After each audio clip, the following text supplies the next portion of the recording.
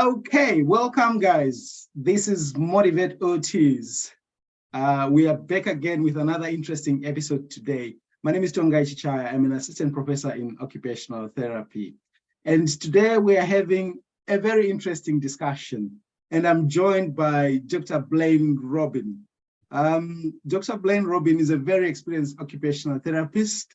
And he has done a lot of things as we shall hear in this discussion today. So currently, Dr. Blaine Robin is a senior lecturer at Leeds Beckett University here in the UK. And he's also the admissions lead or admissions tutor for the BSc in occupational therapy at Leeds Beckett University. I've known him for some time now, and he's passionate about inclusion, diversity. He's passionate about occupational justice, and when we start those discussions, usually we struggle to stop. So I'm hoping that today's discussion is going to be as brief as possible. Dr. Blaine, being an occupational therapist, is also, to our knowledge, the first occupational therapist in England to be in politics. Yeah, we know that there's a sitting MP right now in Scotland who's also an OT, but in England, to our knowledge, Dr. Blaine is the first OT to be involved in politics. He is indeed a very humble man. He's passionate about community upliftment. And I've had a privilege really to be invited by him as a guest lecturer to a fantastic module, his module, which is called Promoting Occupational Justice. But we're gonna hear more today about how occupational therapy, occupational science insights can actually help us to make a difference in the communities that we live in. Prof, thank you so much for making time. I'll allow you to introduce yourself briefly before we kick off with today's discussion. Thank you, and good afternoon, good day. I want to really thank a few people before I get started. I want to thank you, Professor Chichaya, for this opportunity. Some young people who have also been helping me along the way, an A-level student named Dan Zilkino, who recently interviewed me for A-level politics. Obviously my family, and Leeds Beckett University, who have given me an opportunity to be a senior lecturer, where I've been for 3 years. Been qualified as an occupational therapist since 1994. Trained at the London School of Occupational Therapy, which is now called Brunel University in London. I work predominantly in social services and older people services. And I rose up the ranks, so to speak, to become a service manager at one point at the London Borough of Redbridge, where I was the equipment service manager. Moved on to places like Luton and other places, doing small stints as a locum. Established a business at one point. In 2010, I completed my PhD at the University of Greenwich. Got my first teaching role, 2016, at South Essex College of Further Education, who gave me my first break in education. And later, Oxford Brookes as a visiting lecturer, and then in 2020, pandemic year, at Leeds Beckett University on the BSc and MSc program registration. Wow. Thank you so much, Blaine, for that. Now, we want to take a step back to look at your involvement in politics. You've previously, you had a role as a councillor for the Conservative Party, I believe. Some people might ask, why was he in the Conservative Party? So I want to ask you, I'm taking it that I don't know which one came first, whether you were a politician first before an OT, or you were an OT first before a politician. But I want to ask you the insights from occupational therapy and occupational science, your knowledge How did this knowledge help you to deliver what you delivered as a counselor or as a politician? Well, thank you. Well, it's fair to say when I trained as an occupational therapist, occupational science discourse wasn't immersed in the syllabus. We very much had that sort of medical model approach and rehabilitative approach. I was pretty much curious in sociology while an undergraduate, and I had to repeat a module one year, and in that time I managed with another qualification I had. I managed to enroll on a postgraduate diploma master's degree in social research methods and statistics. So I was always hungry for knowledge, and then as a result, my whole world opened up about sociology and the issues that take place in society. And I often wondered, could OT borrow a lot more from that in the syllabus it used? So I was always had a thirst for knowledge. One evening where we lived, our home got burgled, and not only did our home get burgled, but several other homes too. So in days that followed, I visited a number of neighbours, and I said, look, we need to let's do something. Let's set up a neighbourhood watch scheme. Let's help one another. Yeah. And which locality was this? This was in Southend, where I used to live in Essex. It was a very conservative, Essex by and large is a very conservative area, Southend. So they were the majority political party. And it was from there I started to kind of find out about how community groups from the residents level, how they impact decisions at a local level, liaising with the police, liaising with politicians. And so in that immersive sense, living in the community, I got to understand how the mechanisms of power and influence for our taxpayers' pound gave us the returns in terms of policing, better facilities, better resources. So I got it quickly that there's a connection between those who are residents and those who are elected, and how the network helps residents, and so those are the connections of my kind of immersive ideas, if you like, the way I appraise things. So you ask, how does OT help me? Yeah. So my systems approach in terms of my sociology thinking helped me to get an oversight, but it was my compassionate care and empathy approach that took me forward, and caring for people in a non-judgmental way, regardless of the political party, regardless of your status in life, whether you are a homeowner, whether you're a council tenant, whether you were homeless, whether you were an alcoholic, wherever you were in that community, you had your place. Nobody was more important than the other. That's my kind of perspective. And I think that's what OT gives us and students the capacity to venture forward, if you like. Yeah. Wow. This is deep. I'm actually amazed. I know we have spoken, but we've never really delved into this, and I'm puzzled right now. So now getting involved, maybe let's look at the things that you were doing as a politician to try and unpick those aspects that you say, this is what occupational therapy knowledge can actually help us to do when we are in our communities, particularly if we're involved in politics, working with people, working with a lot of stakeholders, really. Any examples of the things that you were doing? Yeah, well, the practical side is what I think you're asking. How can we put together things practically to campaign and represent individuals and groups in a fair way when needed? Jettison forward, I was a campaigner probably for as long as I was a politician. I campaigned for 3 years in a no-win seat and lost every time. And eventually I won because I was placed in what was called an unelectable seat, a weak seat, because I had to kind of learn about what it means to be a campaigner. And in campaigning, we looked at, if you like, the environment firstly.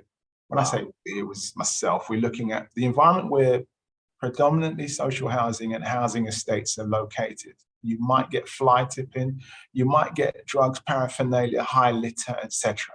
And so the issue is, how can we work at a community level to take charge of our environment, to take pride in our environment, and then in doing so, we find that we can liaise with council officers who will work with voluntary groups to collect, litter picking in a way that much of what we see the green activists do at the moment.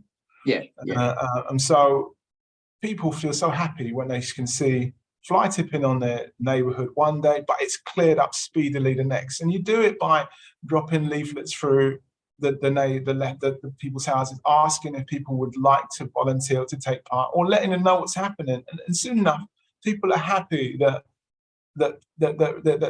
people are taking an interest in how beautiful their neighborhood can look like, no matter if they're working class, unemployed, council tenants, social housing. And those are the groups that I took a big interest in. It's not often conservatives, I'm being generalized, will take an interest in, let's talk real, ghettoized neighborhood with drug runners, drugs paraphernalia, robbers, bandits, thieves. They have to live somewhere too. But it's the impact, it's the kids and their wives and husbands and elderly that live in those communities too. And so we jettison, if you like, along with, side by side, in those communities, saying we can help to you to take pride in you where you live, and in return, you can do the same and feel happy for where you live too. Wow. So with these initiatives, did you see, changes? You mentioned things of drugs, you mentioned things of maybe people struggling with their daily occupations, inequalities, discrimination, all things like that. Did you see some changes? Did you see the collective effort of the community happening when you started to do these door-to-door campaigns? Yes, definitely. People who are on low income in predominantly high areas of deprivation feel alienated and left aside, set aside.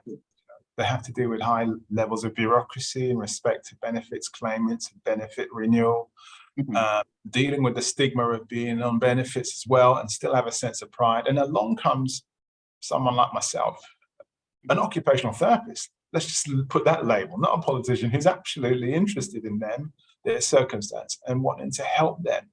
And what we found is people, let's part the word help aside, but people want to feel that, someone recognizes my potential, my ambition, regardless of my situation.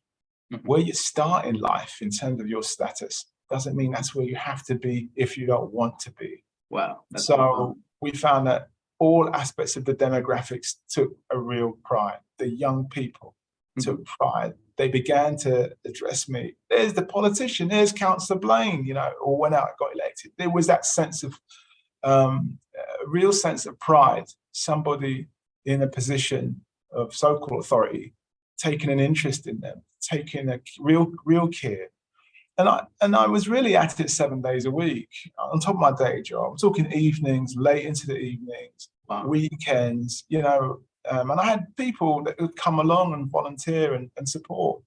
I set up a football team, and the football team gave opportunities to young people to, fulfill their potential in terms of a meaningful occupation like sport.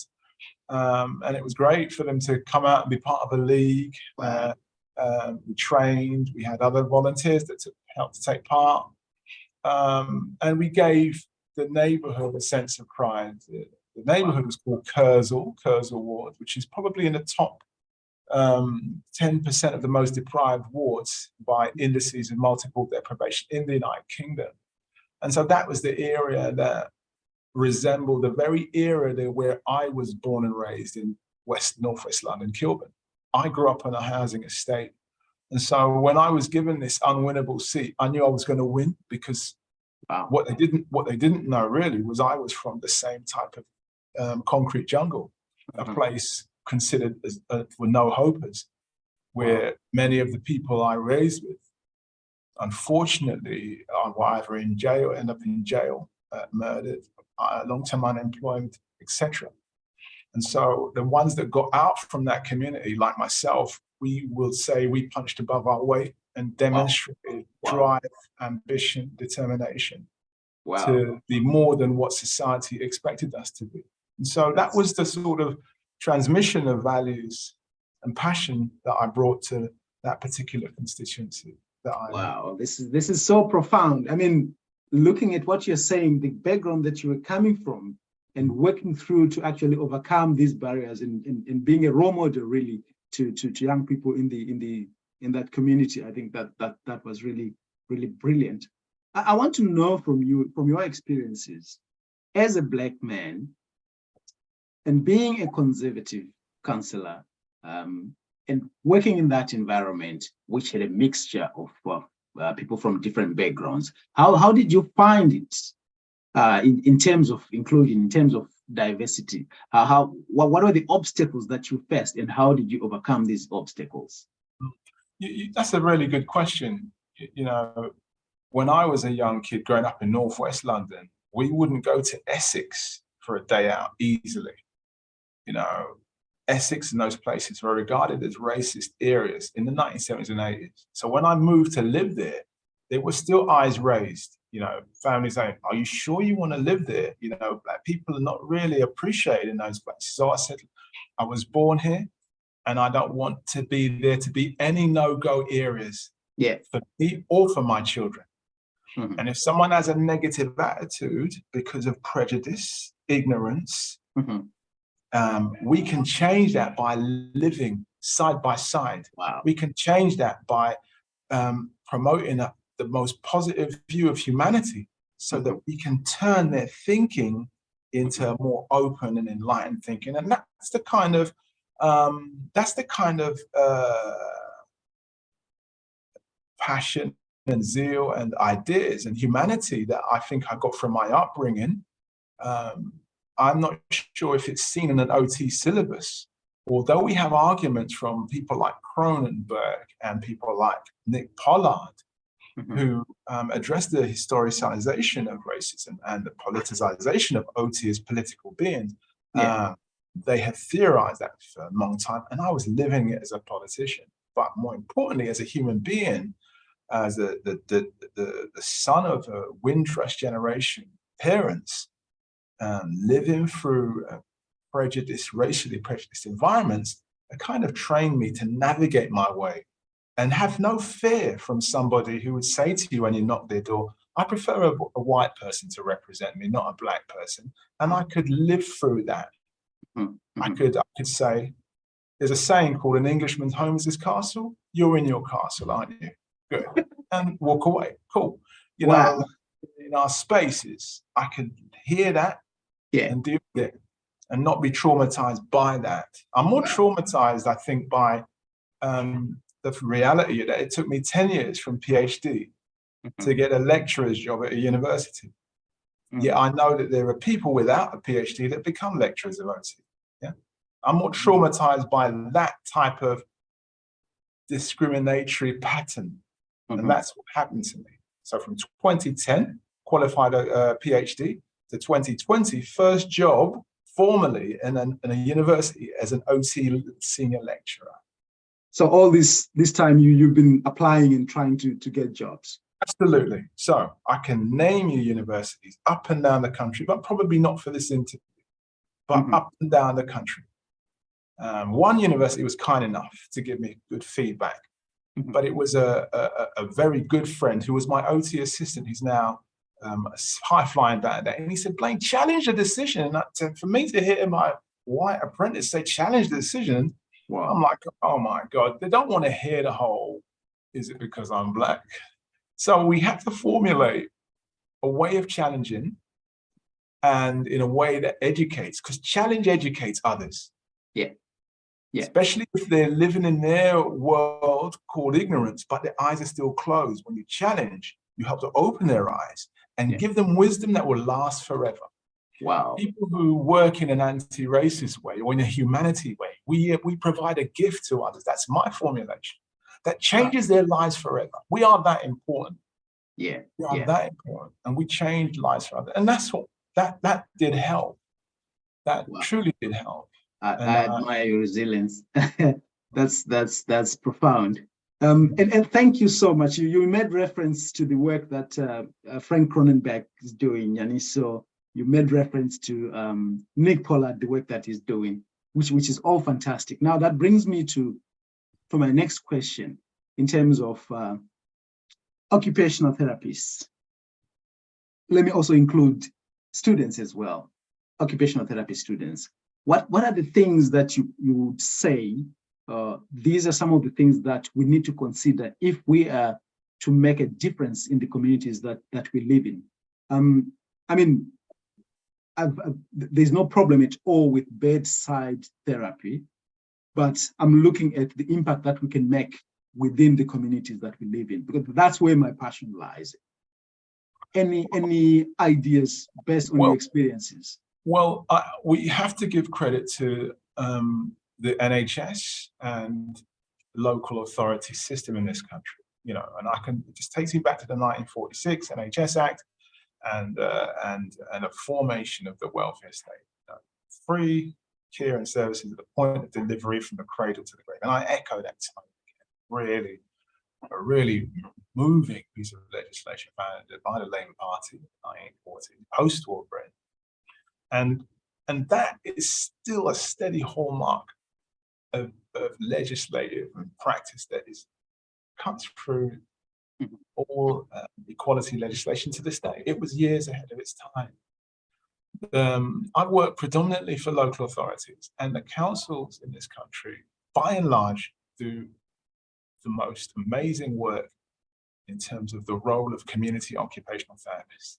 And we are, in many ways, performing occupational justice interventions in an unsung state. We're the unsung heroes, whether it's drugs rehabilitation programs, whether it's mobilizing grants as part of the disabled facilities grants process to widen access and make access fairer for wheelchair users, for example, in the community. Whether it's helping victims of crime, whether it's providing partnership services with the NHS in terms of reablement or rehabilitation, so promoting when people are discharged, they go into a kind of a step down on a care home facility, which is partnered up with the NHS to provide rehabilitative approach so that people's skills are regained in terms of helping them to fulfill their occupational potential after a medical problem like a stroke, etc. So there's amazing work going on right now and have done for 30, 40, 50 years. It's just that we haven't dressed it up as occupational science, but we've been doing it. True. We've been doing it. What if we try to break, I would like you to break this down a little bit to say, let's say a student has come across this video, okay? If you were to talk to them, to say, these are the key things, or these are the key qualities that you would need in order to make a difference in a community that you live in, what would be the key qualities for an occupational therapist to make a difference in their community? What comes to mind when you ask that question is Carl Rogers' theorizing of unconditional positive regard, that sort of client-centered approach, to not judge someone based on their disposition, to see the good in others, straight out the humanistic psychology framework. See the good in others. That's totally wedded in to our models of practices, whether it's PEOP or the Canadian model of occupational performance engagement. To believe that everyone has the capacity to engage in a particular meaningful occupation. But above all, if you're working in the most deprived communities and you come from a wealthy background, not to really have a prejudicial aspect, to go through that discomfort of the comfortable background that you've come from, knowing that you're working with other cultures who are dealing with aspects of deprivation. This is supports those most in need with a really well-funded welfare state. Wow. And I believe those are the things that have held me together to allow me to go into spaces and manage, intervene, and provide very good intervention and come away Wow. and to Wow. be active in new cases. Wow. Thank you so much for that. Thank you so much, Dr. Blaine. Now, as we are wrapping this discussion up, I'm just going to ask you a question that I normally ask everybody that I invite on Motivate OTs. How do you see the future of occupational therapy and the future of occupational science? Is it a future that you'd like? If not, what is it that you'd like to see? Or what is it that we need to focus on as occupational therapists and occupational scientists? Well, what occupational science has given us, it gives us the tools to work across the spectrum of society, recognizing people's and communities' needs in the context of and the various contexts. It allows us to do that. It also allows us to think and use the tools of occupational science to look back at events and look at ways in which society can learn from events. So we can use our occupational lens, almost like archaeologists, to explore the historicization of issues, events, and processes that have impacted communities and groups. I'm talking about people who are refugees, people who are asylum seekers, people who are the elderly. We can look at the Mid-Staffordshire NHS crisis that gave rise to the Francis Report, and that in turn gave rise to the 6 Cs.